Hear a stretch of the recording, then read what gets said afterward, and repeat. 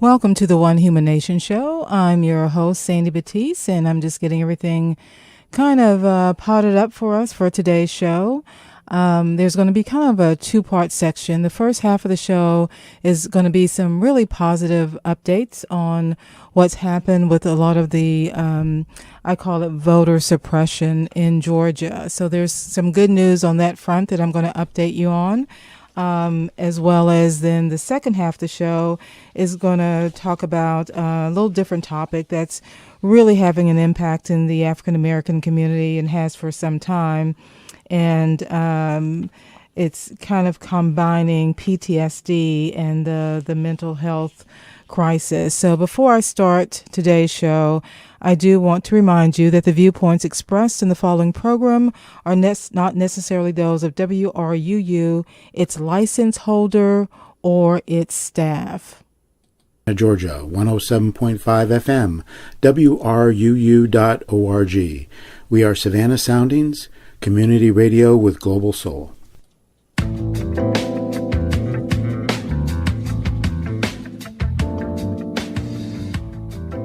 You are listening to One Human Nation with your host, Sandy Batiste. This program will be talking about race and race relations in your community and nationally. Our goal is to be open, honest, and productive.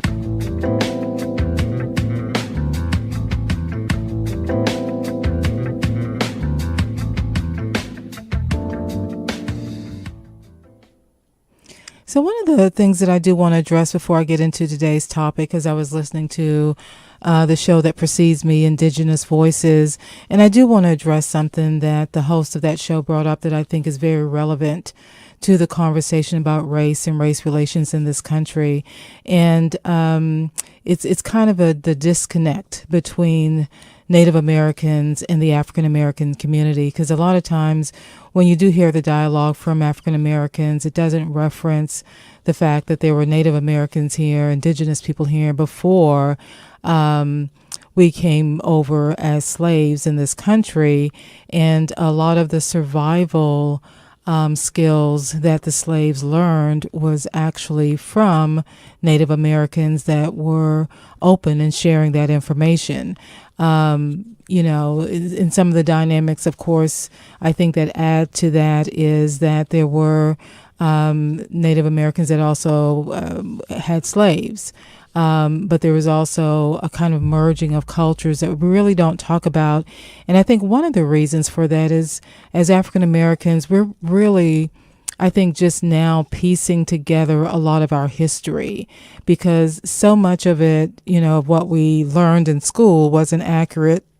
In going back now and trying to fit some pieces together gets to be a little bit problematic, because a lot of our elders have passed away, and of course when they were sharing their stories, we were young and just kind of like, oh gosh, here we go, another story about whatever. And now I was talking to a friend of mine that said, when did it turn around that we became the old people? When did that happen? And so I think there is this movement within the African American community to capture the stories. And I especially feel that in Savannah, it could be because of the historical nature. It could be of some of the people that I've connected with that are just excellent storytellers and have this awesome amount of history that they're willing to share. And really have an appreciation of growing up in a Gullah Geechee community that, we didn't have that term then. We just knew that some people spoke different, and there was a stigma attached to it. Now that pendulum is changing.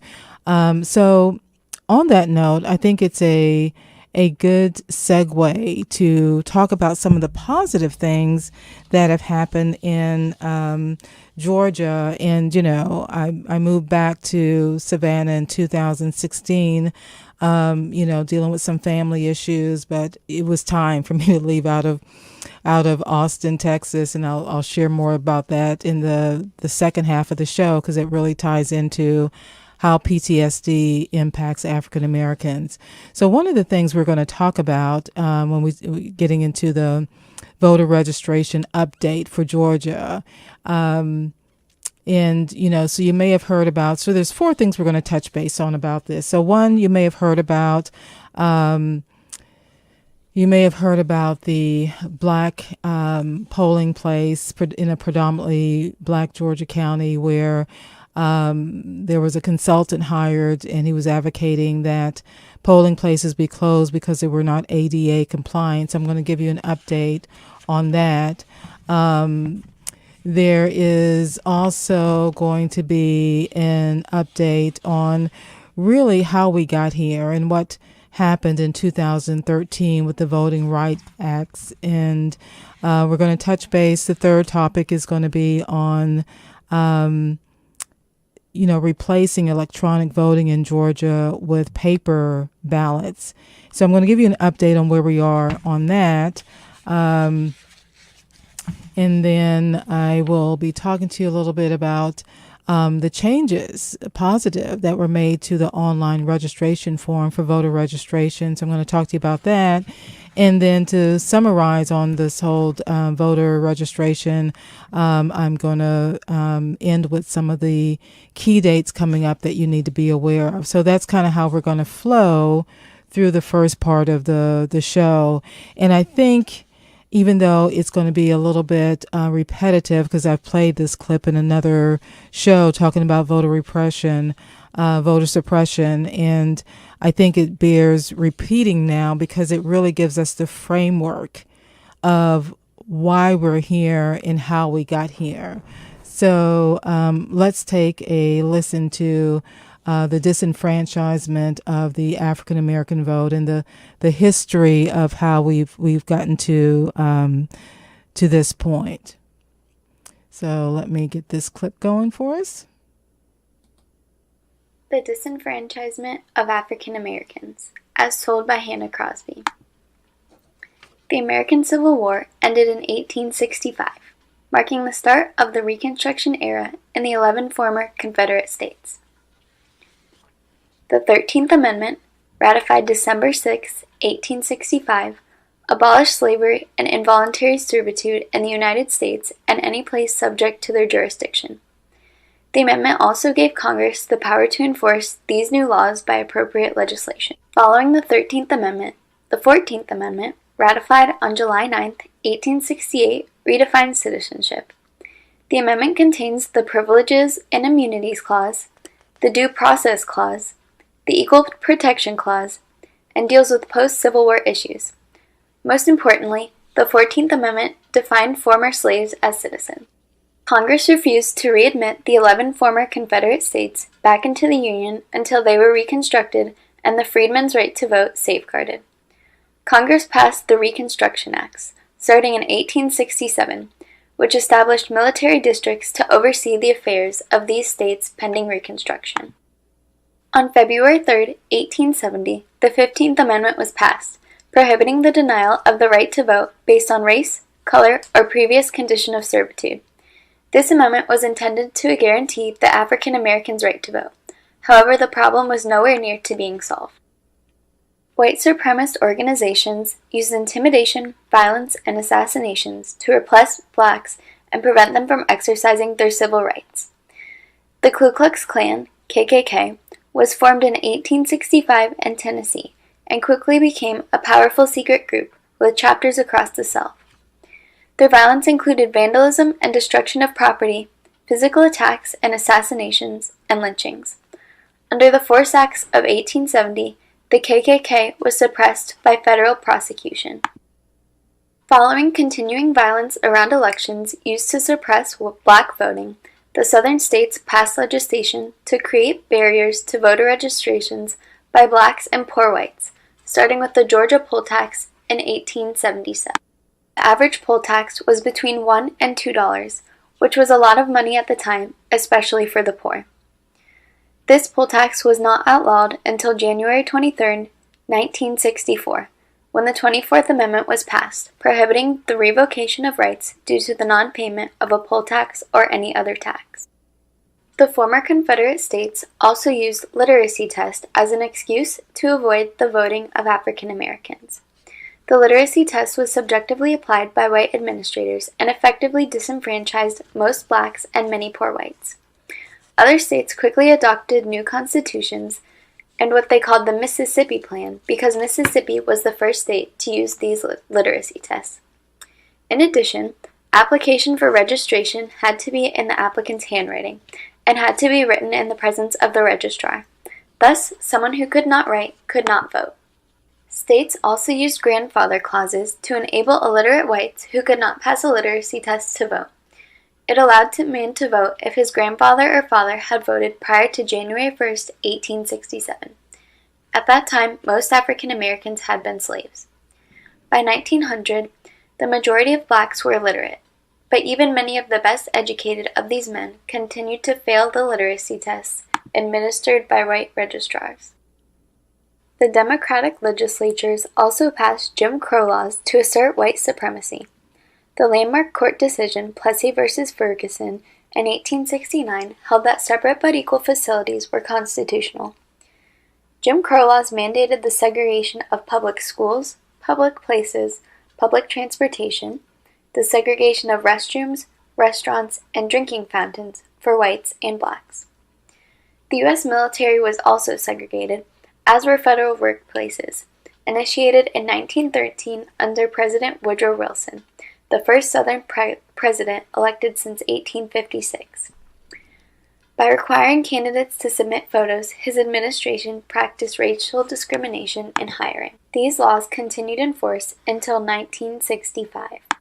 By 1908, all Southern states of the former Confederacy had passed new constitutions, sometimes bypassing general elections to achieve this. Legislators created a variety of barriers, including longer residency requirements and white primary elections, in order to ensure that African Americans would have no say.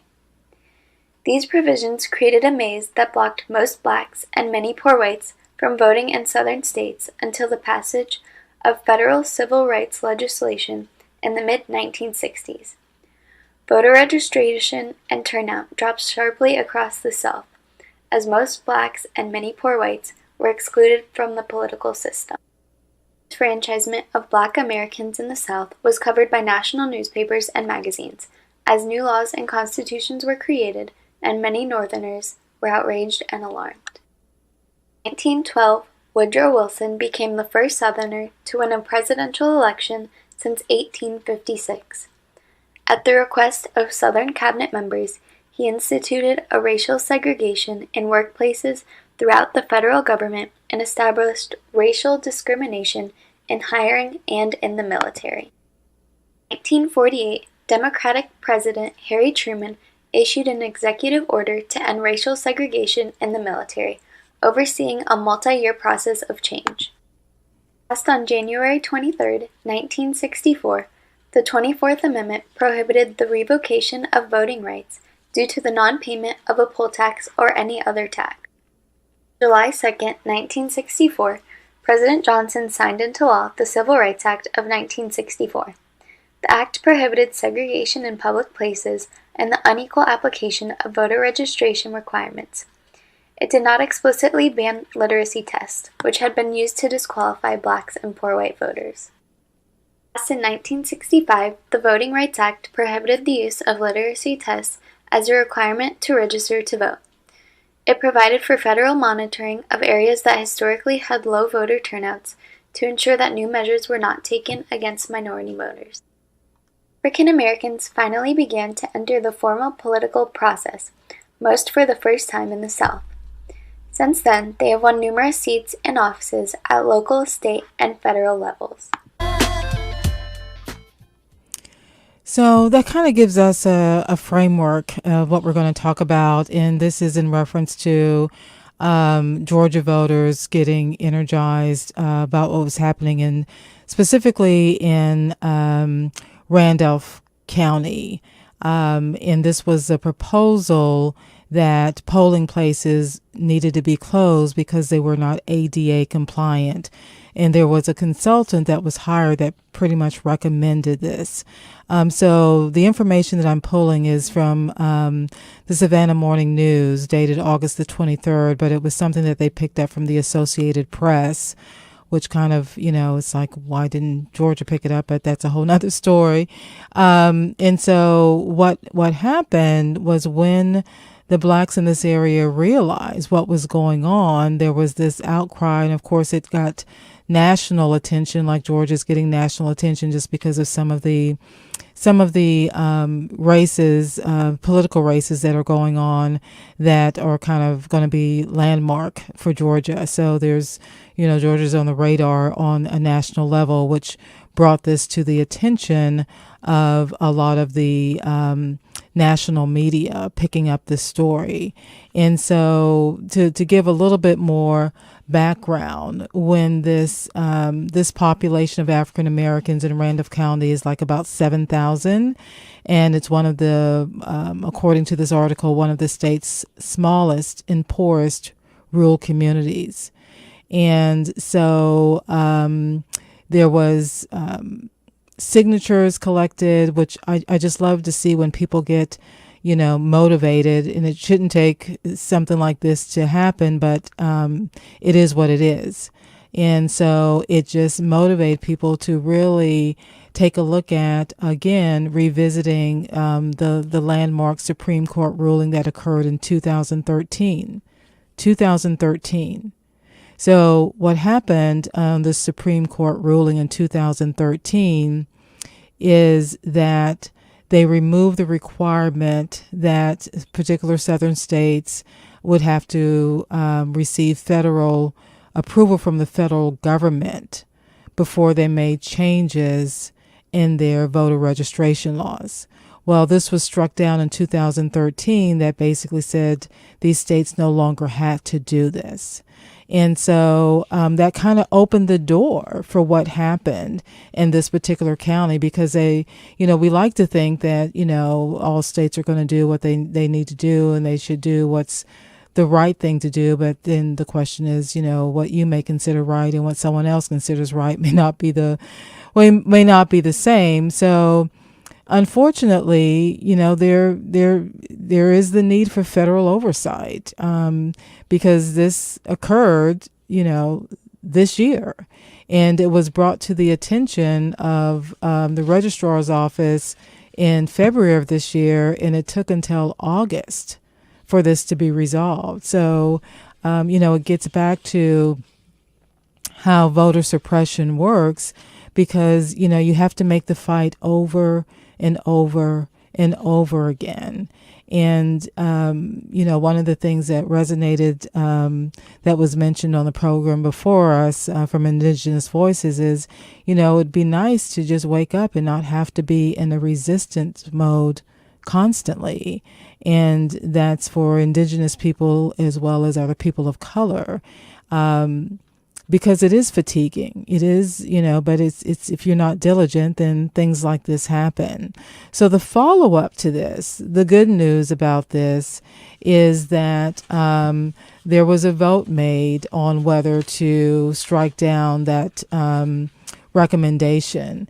And so when it came up for review, it took them less than a minute to basically scrap the proposal of eliminating the local polling places. So that's good news, that people got engaged, they got motivated in their community.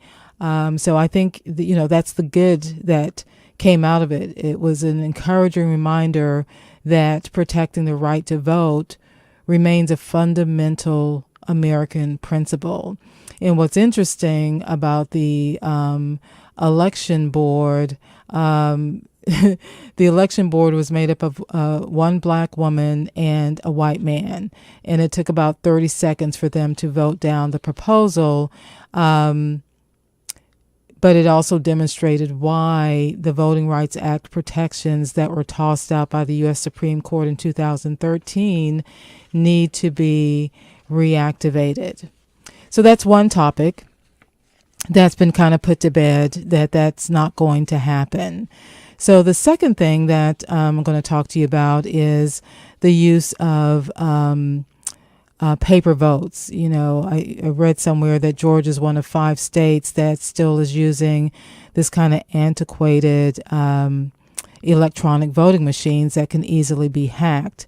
So this is something to watch. It's basically, this article I'm looking at is basically dated March 15th, 2018. So it is a possibility, because this bill that's going through the Senate is on track for final votes in the House and Senate, and it would allow for Georgia voters to cast paper ballots for the presidency in 2020. And it would replace the state's electronic voting machines. So, it's not going to happen in this election, but it looks like a very good possibility that this would be something that would be in place for the 2020 presidential election. And to me, the good part about that is it just allows for more transparency. I think I feel a deep distrust in our systems. And there's some of them that are just blatantly broken, that I think just going back to the paper ballots will fix a lot of that, build trust again. So that's good news. That's in the works for Georgia. And the other topic that I want to talk to you about, and this was very confusing when I moved back in from Texas, it's when you went online for the voter registration form and you took a look at it, there was some language in there that was not in line with the constitutional right to vote. So I'm going to clarify what was in there. But the good news is that these forms were revised on August the 3rd. So previously, the form stated, if you are submitting this form by mail and you are registering for the first time in Georgia, enclose a copy of one of the following with your application: a copy of a current and valid photo ID, a copy of a current utility bill, bank statement, government check, paycheck, or other government document that shows your name and address. With the new forms, if you are submitting this form by mail and you're registering for the first time of voting in Georgia, you're required to submit proof of residence either with this form that you're submitting, or, and this is critical, or when you vote for the first time. So proof of residence includes one of the following: a copy of a current and valid photo ID, or a copy of a current utility bill, bank statement, government check, paycheck, or other government document that shows your name and address, and that could be presented at the polling place. So based on some of the confusion for me when I moved here, I decided to take the voter registrar's training, because I think I was just given some wrong information when it was time to vote, and I don't think it was intentional. I think it was just a lack of knowledge on the folks that were doing the registrar. They didn't realize the significance of some of the things with early voting that had an impact on me when it was time to vote in the general in the runoff election. And so that's good news. We're making progress on the voters suppression of voters' rights in Georgia. So I do want to point out before we take a break some of the key dates to put on your radar. So the deadline to register to vote in the general election is Tuesday, October 9th. You can start advance voting for general elections beginning Monday, October 15th. And then the general election date is Tuesday, November 6th. So we're going to take a break and make the announcements that we need to make as part of our community radio policies here, and to keep community radio alive and well. So let's start out with our station identification. This is WRUULP, Savannah, Georgia, 107.5 FM, WRUU.org. We are Savannah Soundings, community radio with global soul. And here's a public service announcement.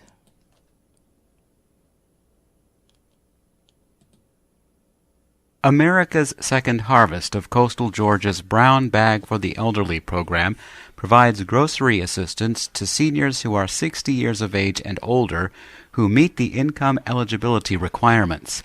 Each month, volunteers and food bank staff pack 1,600 grocery bags with nutritious food to help those vulnerable to hunger, especially at the end of the month when cash is low. To volunteer or to donate, call 912-236-6750. To inquire about food assistance, call 912-651-7740. So if you just tuned in, you're listening to the One Human Nation Show. I'm your host, Sandy Batiste. I'm going to give us a little interlude music because there's one other announcement that I need to include, so I need to track that down. So listen to this interlude music, awesome jazz provided by a friend out of Austin, Texas, and I just love it. So thanks for Joe Morales for providing me this wonderful music that you're going to listen to for a couple of minutes until I can track down this announcement that needs to be made.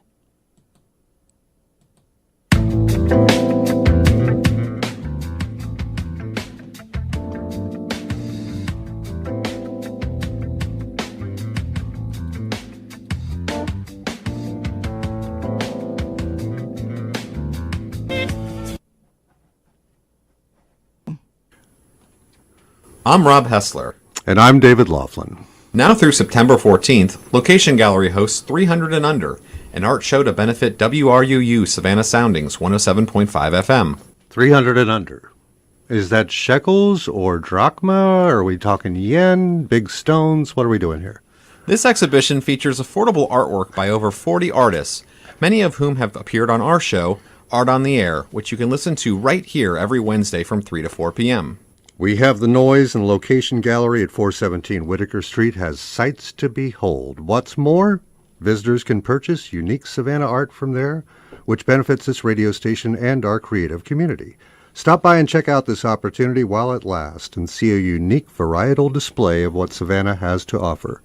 With this fundraiser, you can bring art home and listen to WRUU FM 107.5 on the way. It's all good.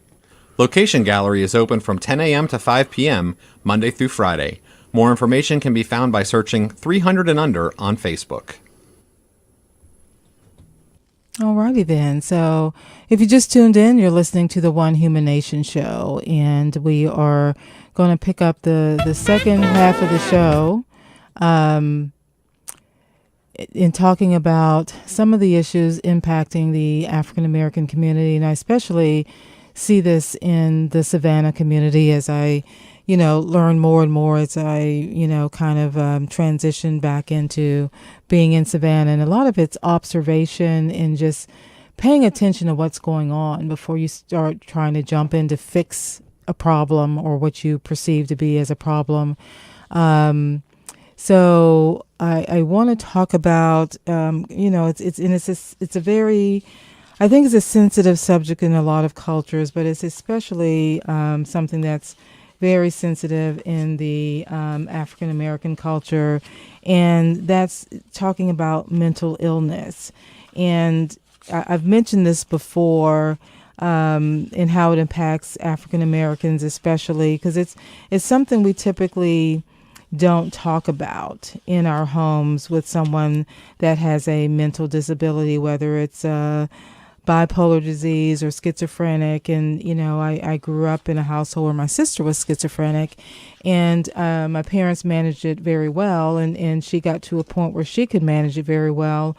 But I can remember, as a youth growing up, because I was the youngest of four, the struggles she went through, as well as what my parents went through, in the feedback they would get from, well-meaning people that just really didn't understand how the mental disease worked, and how our mind is impacted when we're dealing with a mental disability.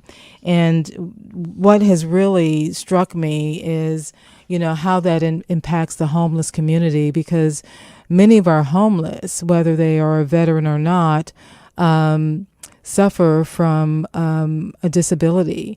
And we recognize it in the military community, you know, and accept it that it's PTSD, but we really don't look at the bigger picture and how that impacts people of color, especially African Americans, that have to deal with some stressful situations on a daily basis.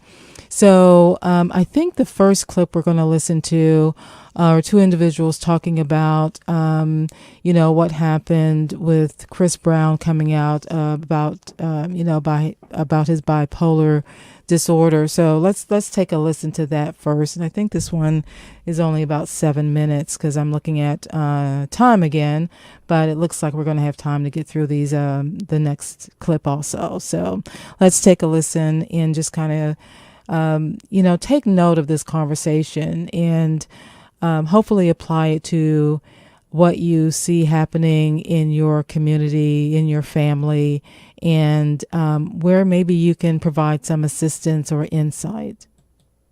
Diagnosed with bipolar disorder and post-traumatic stress syndrome.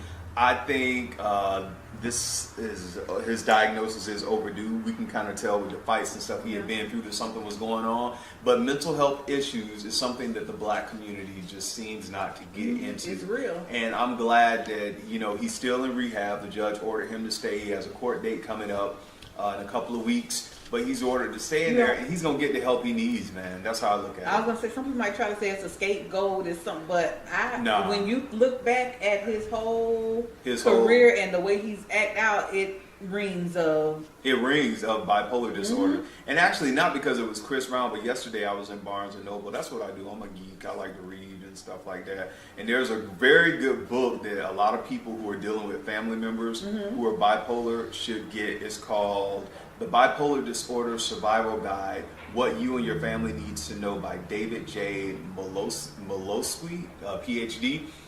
It's a good book. And I was just reading some stuff in there, and it was telling you about but they need to know because the mood swings, the mania, the triggers. And then will you call it a bad day? Because it's so over left and over right, it's never in the middle. Exactly. You go from one extreme to the next. Some people do call it off as like, I had a bad day. Exactly. And then the suicidal thoughts that some people with bipolar disorder have.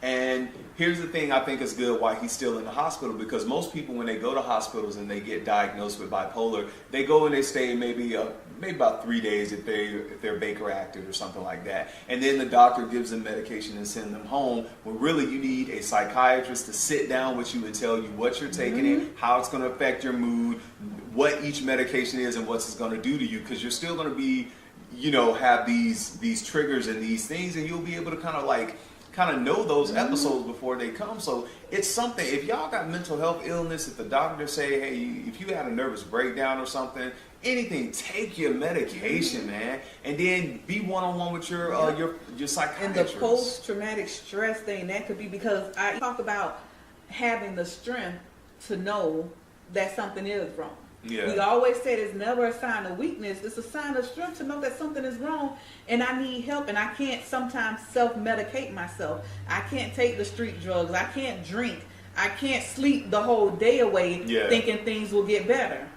Self-medicating. A lot of people smoke weed, try to do drugs to get out of those symptoms. But I think this is something, that the judges want him to stay in rehab. His mom does too. And how long...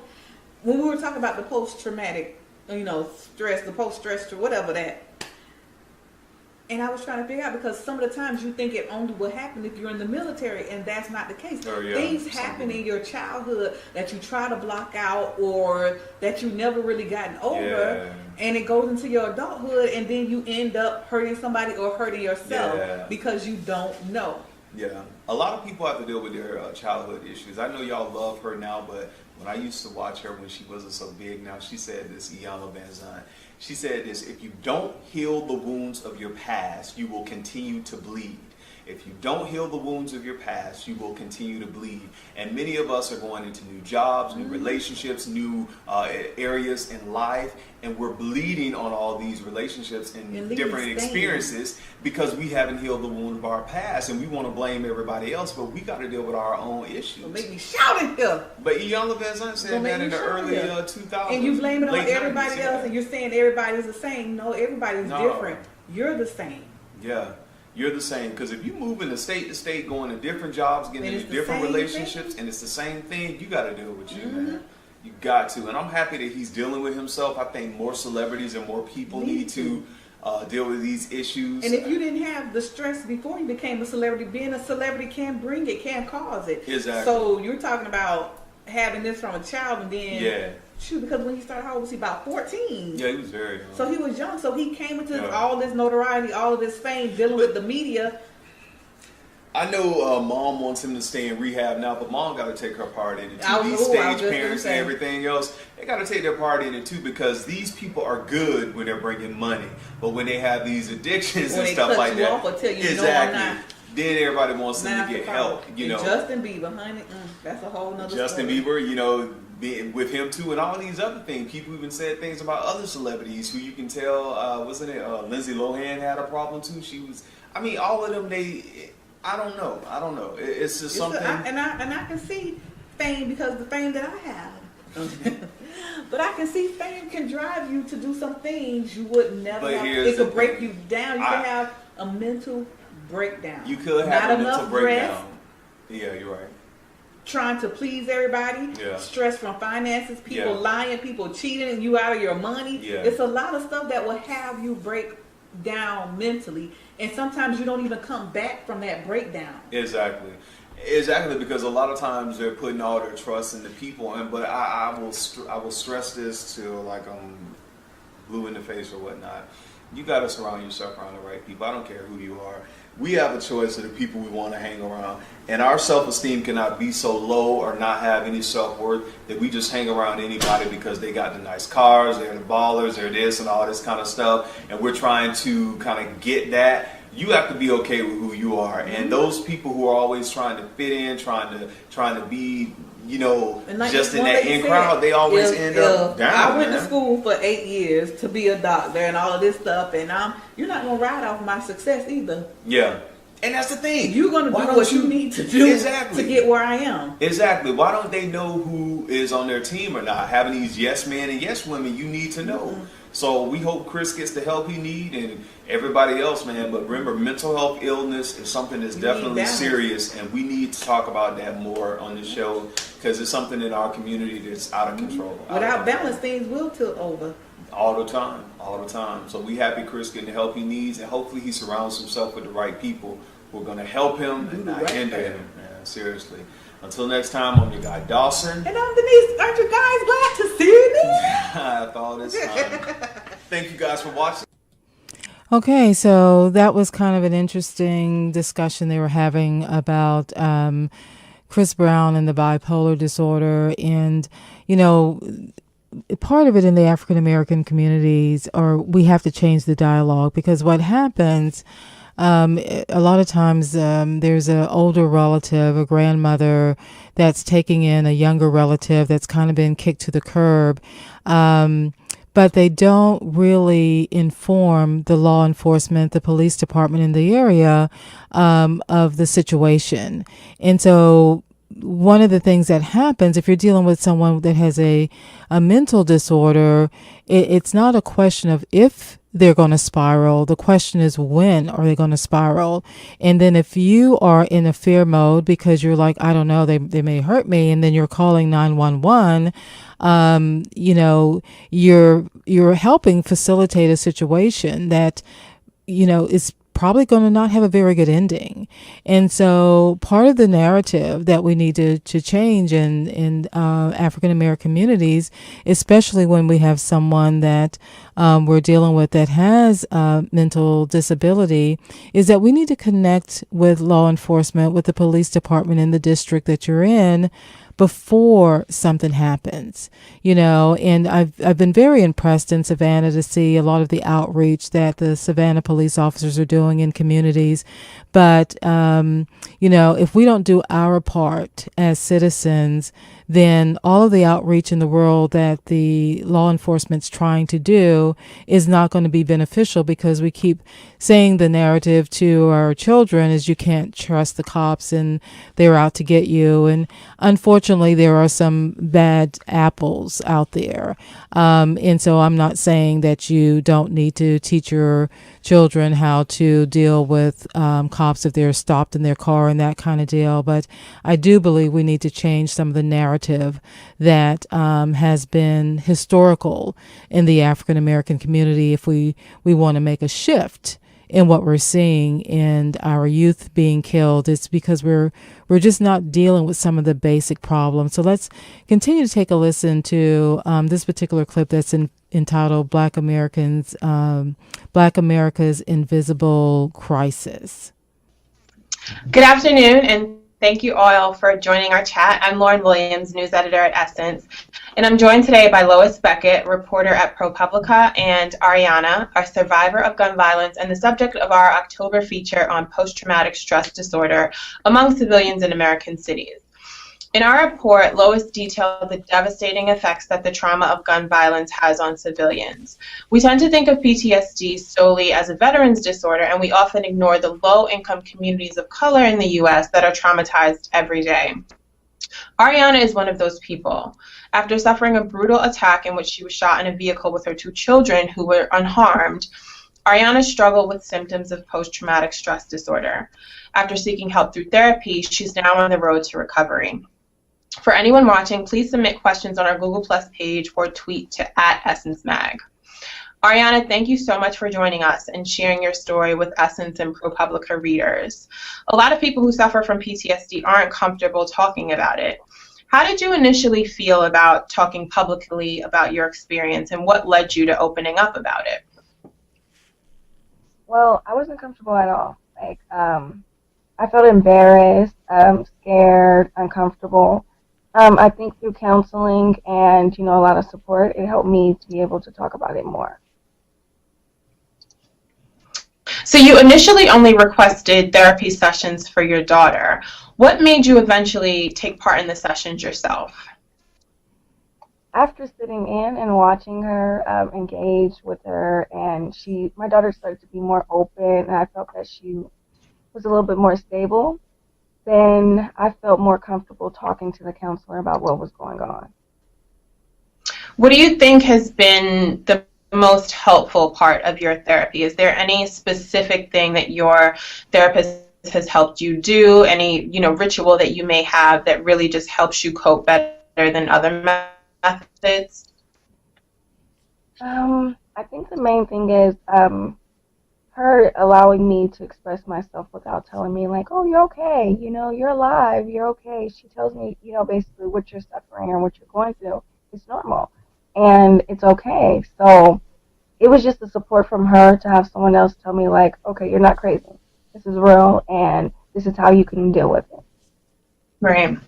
Did you notice that after you started talking more to your therapist and she was normalizing the symptoms that you were having, did you find that it was easier to then talk to friends and family about it and tell them, it isn't okay, I shouldn't just have to move on very quickly? Were you able to communicate that to them? Yes.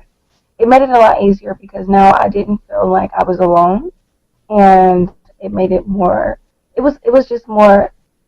made me feel better about myself, so it was easier for me to express hey, okay, you're saying that, but this is what I'm going through and this is what I'm feeling and I'm not the only one, so, this is how I'm going to deal with it. Right. And you can take it or leave it. So your process group in England, how has hearing other people's stories helped you deal with PTSD? Hearing other people's stories allows you to see that someone else is going through the same thing. You can go to the counselor and the counselor can explain it to you this is what, she's dealt with other people, but to actually hear someone or to be around someone else who's actually gone through it, it makes you feel okay, well, I have a support, they're going through what I'm going through. I'm not alone and we all stand together in this. we all experience somewhat the same thing. And it just helps you to feel better about yourself that, there's other ways you can learn from someone else. There's other ways to get through it, and allowing them to basically express how they felt about it and you can talk with them. It just helps you grow so much. Right. What do you want people who may be battling PTSD in silence to know, based on your own experience, having, not being so willing to come forward with your story before and making that transition to be able to talk about it among strangers? What would you say to people who may be suffering from PTSD and don't know it, or have the symptoms but are afraid to come forward? I think they definitely just have to find someone to confide in. There's programs like coping programs, there's counselors, there's other programs that you have to research. But if you're just sitting in silence, it's not going to help. You're not going to get better at all. You have to find help. Right. Again, I want to reiterate for anyone watching, please submit your questions on our Google Plus page or tweet them to @EssenceMag. Lois, I want to switch gears a little bit and talk about your report. You cited that between 2002 and 2012, Chicago lost more than 5,000 people to homicides, which is nearly 3 times the number of Americans killed in action in Afghanistan and Iraq. What can you tell us about how PTSD specifically affects African American communities?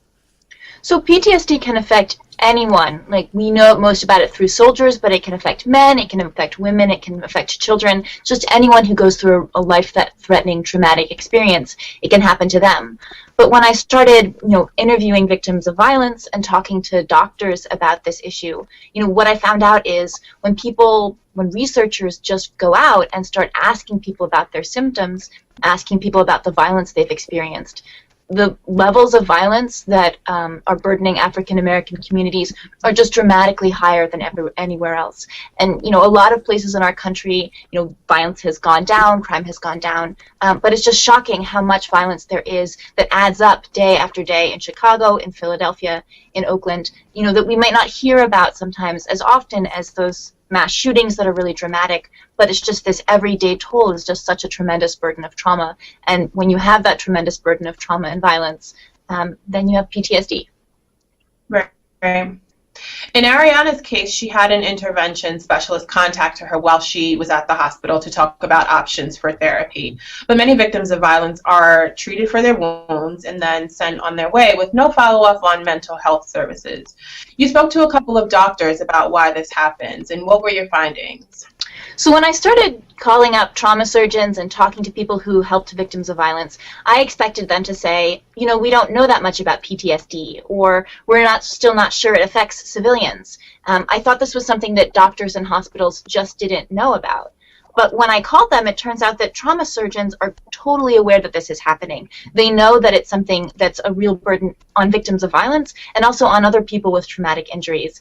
But the problem is there's not a lot of awareness in the broader public that this is a problem, and hospitals are just often not willing to spend a little bit extra money to have that social worker, to have that initial point of contact, to have that person who educates you and says, as Nikki said to Ariana, this is normal. You should watch for this. If this happens, it doesn't mean that there's something wrong with you. This is just a normal after effect of trauma. And I was just so shocked that, PTSD is something we know a lot about, and yet in a lot of places, people are being treated as if we didn't know that PTSD was real, as if there was nothing that could be done about it. Right. So Philadelphia is a city that has led a major effort to tackle PTSD and treat it as a public safety issue. Can you talk about the tactics that they've used, from outreach to police training, in addressing the disorder in its city? So Philadelphia is really fascinating because they just decided to take a central stand and say trauma and violence are a serious public health issue, and they're one we have to address from every part of our system. And that means first, making sure that mental health care in Philadelphia is aware of PTSD. They were working with psychiatrists who had worked with the VA to train soldiers and help soldiers with PTSD, taking those same tactics and bringing them to community health outreach. But also a lot of it is about education. The effects of trauma, people may not understand when they're interacting with someone that they're dealing with trauma, or that that's the root of what they're struggling with. And so if you have a teacher or a police officer who doesn't know that someone's been traumatized, doesn't know what that means, they might not be very good at helping the people they're supposed to help. And so Philly has not just worked within the mental health framework, but really gone outside of it to medical doctors, police officers, school teachers, to say, here's what you need to look for so we can identify people who are dealing with trauma and make sure that they get help. So we're going to have to stop that right there because we're kind of running out of time for today's show. But, how this relates into my community, the Savannah community, is, I watched the city council meetings, and there was a council alderman there that was talking about, in her neighborhood that she constantly heard gunshots. It's not exclusive just in her neighborhood, but, it's or in big urban cities. Savannah has a problem with this, and it's in a lot of the poor communities that feel disenfranchised, feel like there's no hope. But the solution is not killing each other either. But I think we do have to recognize if you grow up in that kind of environment, it does desensitize you to the fact that, this is a gun, this is real, this is not a video game, people are getting killed. And so I think we do have to start addressing the trauma that's happening with our youth at a very young age, that they get desensitized to the fact that they're, it's like it's not real that they're killing somebody. It's sad to see, because we have young lives that are being wasted and being put into a system that's not going to fix the brokenness. So, unfortunately, it's not, I think, an easy problem to solve, but we have to start dealing with it, especially in Savannah, where we're looking at very high poverty rates that haven't changed in some of our communities. In the past 50 years, there are some issues we have to address with the homeless community and what that means for people that are suffering from mental disabilities, whether they're a veteran or not. Realizing that there are people that just don't want to be on the radar, and how do we address that? So, thanks for listening to the One Human Nation show, and hopefully you'll tune in next week also as we continue to delve into this issue of race and reconciliation and healing that has to occur in this country in order for us to become one human nation. So remember that the viewpoints expressed in the preceding program are not necessarily those of WRUU, its license holder, or its staff. So I do want to remind you that there's two ways to get in contact with me. One is, if you want to share your story, send an email to me at mystory@onehumannation.info.